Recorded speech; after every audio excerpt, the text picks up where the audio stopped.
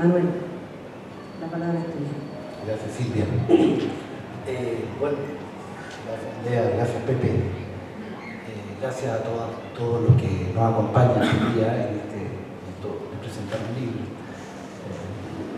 Y de presentarnos nosotros, presentarme yo mismo que en este libro no puedo negar, estoy en cada letra, como a veces me podía esconder un poco más quizás en los otros libros que la editorial Lomo, siempre tan generosa, me ha acompañado a publicar, que eran libros de oficio, de métodos, de metodología, donde uno puede de algún modo estar, pero bien cubierto por un lenguaje, digamos, técnico, que nunca pretendió eso, pero sí que puede parecer especializado o de algún modo profesional. En este caso, estás entregado a la palabra que puedas, a la palabra a la que llegues, ¿no? Y sí, como bien escucha Andrea, de repente hay fórmulas o frases, digamos, a las que llego, porque es el trabajo de encontrar verbalizaciones que lleguen a la frontera del entendimiento de lo que estamos viviendo. Y a veces se le acierta, y no importa tanto que se le acierte, si es el método, más bien, el horizonte de lo decible, y atreverse a pensar con palabra nueva, pensar, no saber. En ese sentido soy muy discípulo de Pepe, ¿no? Que nos enseña todo el rato a pensar, en esa distinción tan fina, ¿no? Una cosa es saber, y Pepe sabe mucho, pero además no está encerrado en su saber, sino que de ahí parte y se pone a pensar. Bueno, este libro a mí me llega especialmente, o me sale especialmente, porque sí, de alguna manera es un libro de historia, trata de los últimos 45 años, según lo fui viendo y lo fui viviendo, o al revés más bien. Sí, podría haberse llamado el libro también, ¿no? Sí lo fui viendo cuando lo fuimos viviendo. Y al mismo tiempo un libro que parece que tiene algo de actualidad, en el sentido de estos días, como dice Pepe, porque ahora. Y de alguna manera este libro, cada vez que le tocara, debía estar así. Debía ser el libro de la frontera del proceso que lleve la sociedad. Yo no soy autodidacta, esta casa, la que tanto quiero, prefiero ahora la Universidad de Chile, tuvo conmigo algún comportamiento, bueno, cuando la universidad estaba tomada por la dictadura. En el 78 me expulsan, yo había entrado en el 77 a Sociología, donde hay algunas estudiantes a las que saludo con mucho cariño, como también a otras jóvenes, entre ellas mi hija, la autoridad y sus compañeras. Y bueno, tuve que empezar camino autodidacta, en el 78, entre otras preguntas, tratando de entender por qué me habían echado, y de alguna manera purgando, sacando ese dolor que finalmente significa cuando lo único que se te ocurre es ser sociólogo, así no tengas idea qué es eso. Entonces, y ahora. Y nada, como no tenía quien me enseñara, hubo que empezar a aprender haciéndolo y tratando de darle coherencia y leyendo y estudiando y siempre mirando y tratando de entender la sociedad que estábamos viviendo, que era inevitable, porque era una sociedad que se te metía en cada respiración, en cada puerta, en cada timbre que tocabas, o en cada pensar que te iban a tocar el timbre, ¿no? O sea, estaba todo mediado por esa sobrepolitización que es una dictadura del carácter totalitario que fue el que vivimos. No fue un régimen autoritario, estaban todos, de manera que hacer sociología entonces, lo que fuera, tenía que saber de esa experiencia y pensarla y sentirla y entenderla, incluso entenderla, para sobrevivirle como sujeto que fuere a ese régimen que si no le ponías enfrente una densidad sociocultural, intelectual, subjetiva, así es la angustia, me hacía pebre, pues era un régimen de encanallamiento.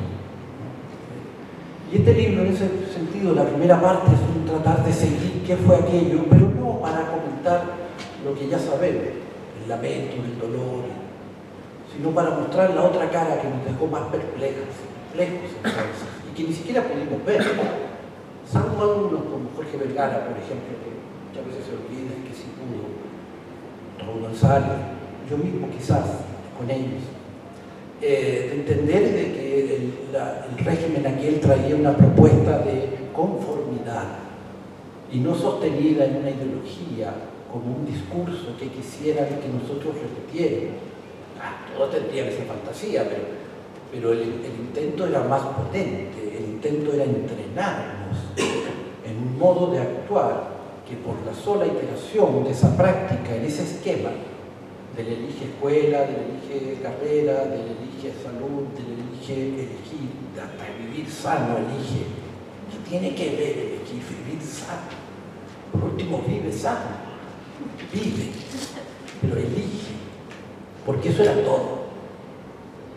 Todo es elegir, porque en el juego electivo lo imaginaba y lo decía José Piñera, por eso era profeta, porque lo que dijo el 78 pudimos observar que se realizaba cotidianamente durante 40 años, hasta octubre y hasta ahora mismo.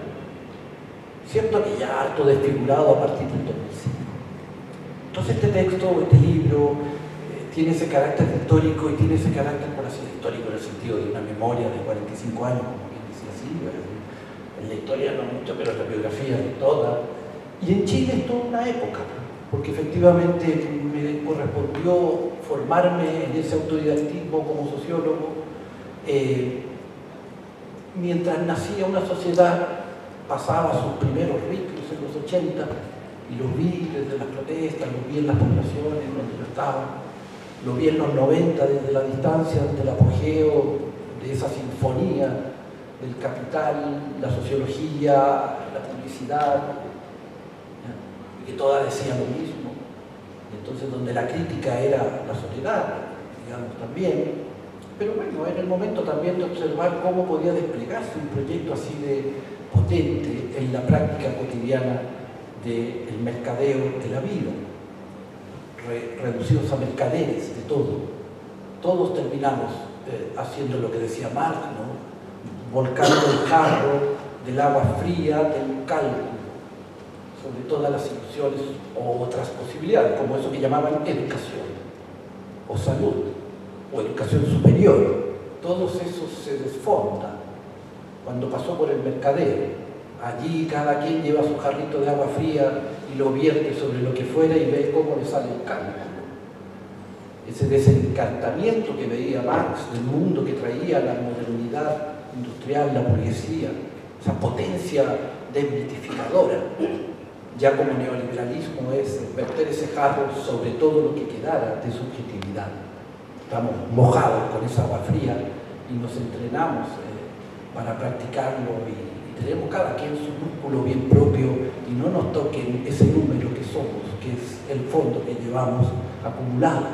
Nosotros somos el capital después de estos 40 años. Cuando nos medimos con ese número y pensamos ese número del mismo modo que el empresario piensa todo, como un número que debe de ser, es la capitalización individual, así de puesta en el nombre, y es la individuación capitalizada. Cuando el individuo ya es un operador del cálculo. Bueno, calculadores somos los chilenos como nadie nos competirá, porque lo hemos practicado día a día con ocasión de cualquier circunstancia. Estaba en Talca en una conferencia y a la entrada había un letrero que decía Maule elige cultura. ¿Por qué elige la cultura? Porque no hace cultura, no compra cultura, vende cultura, yo que haga lo que quiera con la cultura, pero elige cultura. Por ese principio, ¿no? Porque eso es lo que decía Piñera, ¿cierto? No es para José Piñera, el pensante, digamos. El 78, en una entrevista, decía, no, si esto no tiene que ver con educación, con salud, con previsión. Esto tiene que ver con que las personas se hagan decisoras en cada ámbito de su vida cotidiana, que actúen como individuos solos, eligiendo. Una vez que logramos esa práctica, no entrará la idea de lo colectivo. Por eso que octubre hiere en lo profundo el neoliberalismo, porque trae una esperanza colectiva. Nombra la estructura y trae una esperanza colectiva.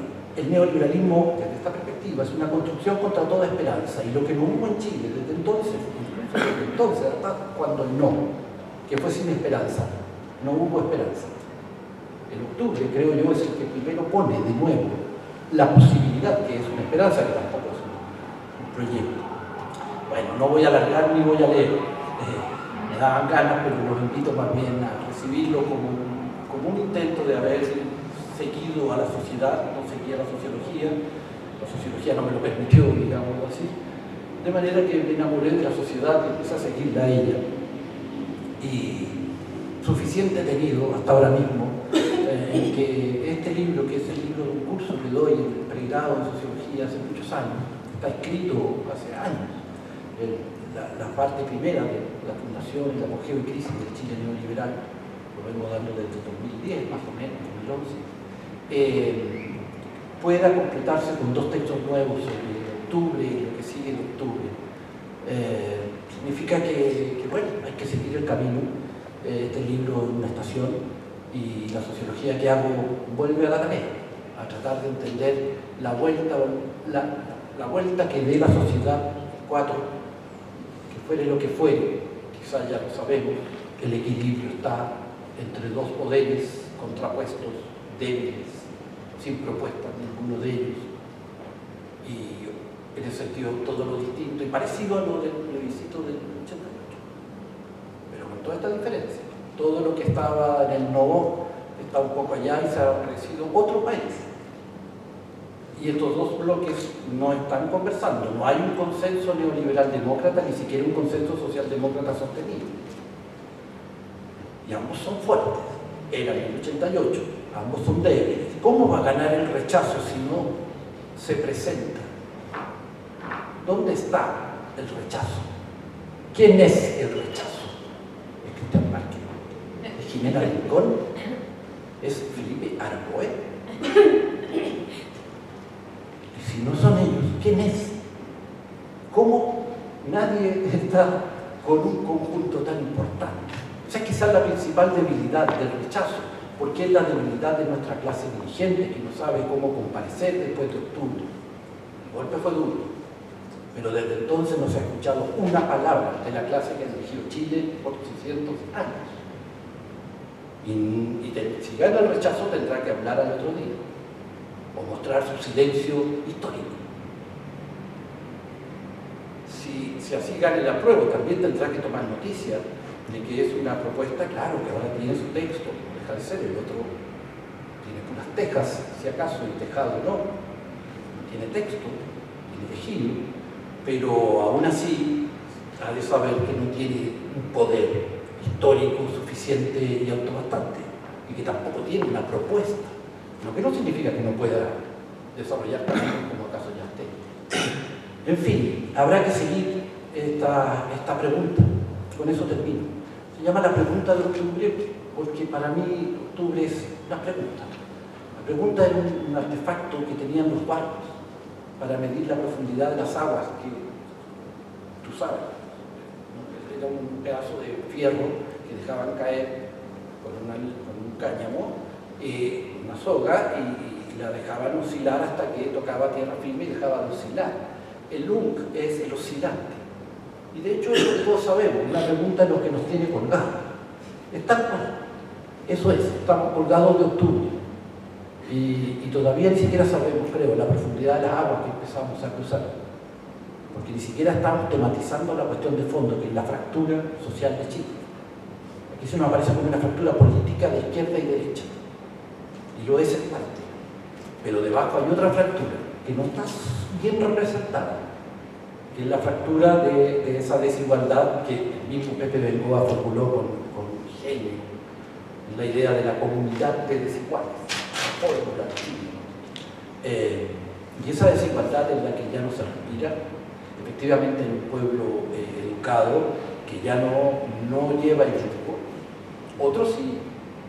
La derecha pudo hacer todavía su conquista y por eso apela al nacionalismo, al racismo y al clasismo, las tres formas del alma fundiana, porque nunca ha podido desmontarse en Chile ese clasismo del pueblo con el pueblo, ese racismo del mestiza con el mestizo, de que nosotros los mestizos nos hallemos feos porque no somos blancos, ¿no? Y si puede alguien se cambia su apellido. El otro día hice un ejercicio con los decíamos, a ver, si alguien tiene 2 apellidos, y el segundo es especial, y el primero es común, ¿pone 1 o pone 2? Pone 2, coro. Y al revés, pone 1. Como un juego de la pirinola. Y todos lo sabemos. Y eso es racismo. ¿Se entiende? Es creer que hay una etnia superior.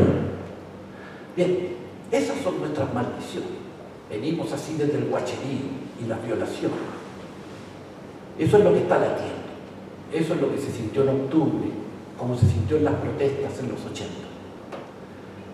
Y ahí estamos colgados. Pero es un buen momento también.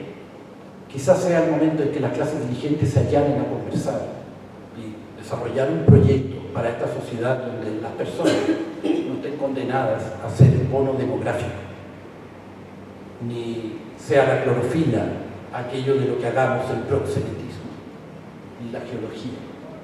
Y que tengamos una clase dirigente que se le ocurra generar puestos de trabajo, por ejemplo, como a los que pudieran ir sus hijos o hijas. Y si no, no sorprenderse cuando esos hijos e hijas estudiados no quieren ir a la mar. No tan solo por él, sino por la madre, que está en la mar. Y esa presencia de la madre y el hijo que fue a estudiar y que vuelve a la parra, eso merece un autor. Por eso es que estamos colgados, porque eso sigue reproduciéndose. La parra y los estudios del tú puedes. Es cierto que ya no se escucha tanto el tú puedes. De pronto alguien le bajó el pudor. Este libro tiene un capítulo casi dedicado a la potencia de ese discurso. Con eso efectivamente sujetaron los últimos 15 años en que ya el proyecto había perdido el temple en 2005. Nada, seguimos, se sigue la historia, habrá que seguir haciendo la sociología, intentándolo. No me puedo ahora responder las potentes preguntas de Pepe, mucho que hablar al respecto, discutir quizás, bien, solo volver a dar las gracias por la lectura, por cómo les llega el libro, y nada, pues recíbanlo como eso, como el trabajo, el oficio del artesano, que fue escribiendo su camino, su vida, su libro, su trabajo, su método, y todo más o menos como lo mismo, porque así me fue pareciendo necesario, imprescindible. Así que nada, muchas gracias por estar aquí y que nos vaya bien a todos.